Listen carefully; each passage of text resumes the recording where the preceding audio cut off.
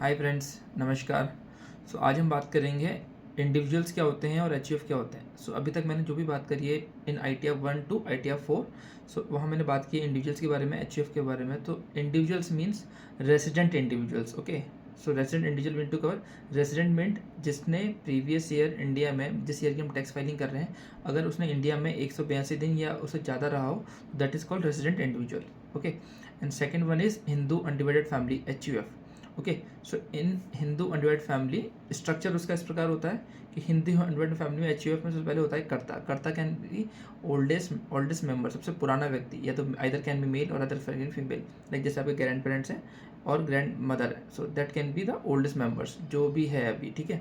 That can be the कर्ता, और उसके नीचे आपके मम्मी पापा, और उसके नीचे जैसे उनके बच्चे, जैसे कि मैं suppose. Okay, so that can be the HUF structure. और मेंबर कौन कौन होते हैं इसके?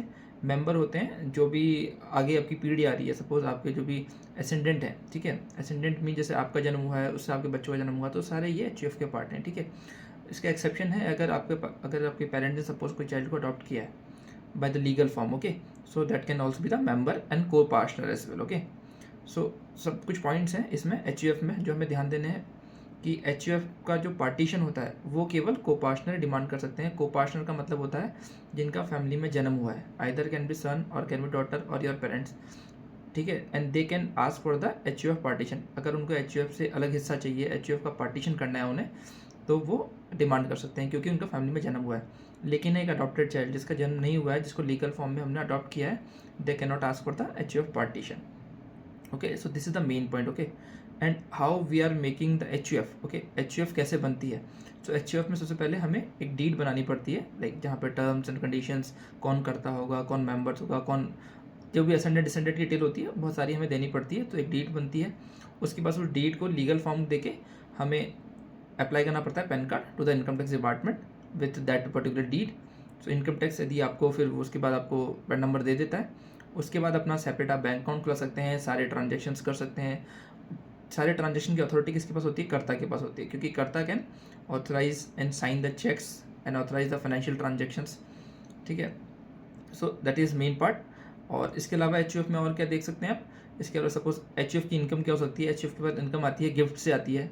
यदि आपके पास कोई पूर्वजों की एसेट है, लैंड है, कोई भी आपके पास प्रॉपर्टी है basically, so that can be the, and if you are earning from that income, suppose कोई प्रॉपर्टी है और उससे आपको रेंट आ रहा है, यदि कोई इन्वेस्टमेंट लाइक शेयर्स डिबेंचर्स हैं और आपको उससे कोई इनकम आ रही है, तो पूर्वजों की इनकम है, that can B part of HUF। और उससे यदि आपको इनकम होती है तो वो HUF की इनकम होगी, वो मेंबर्स में असाइन नहीं होगी, ठीक है।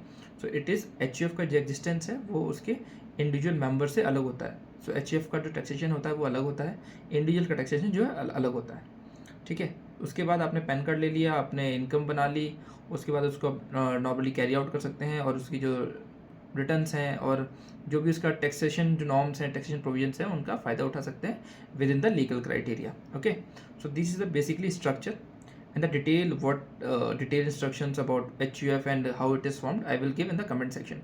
If you need any assistance from my side, if you want to know any other points or inputs, if you have any questions regarding the HUF and individuals, let me know in the comment section. I will create another video or I will solve your doubts in the comment section. Thank you, stay tuned.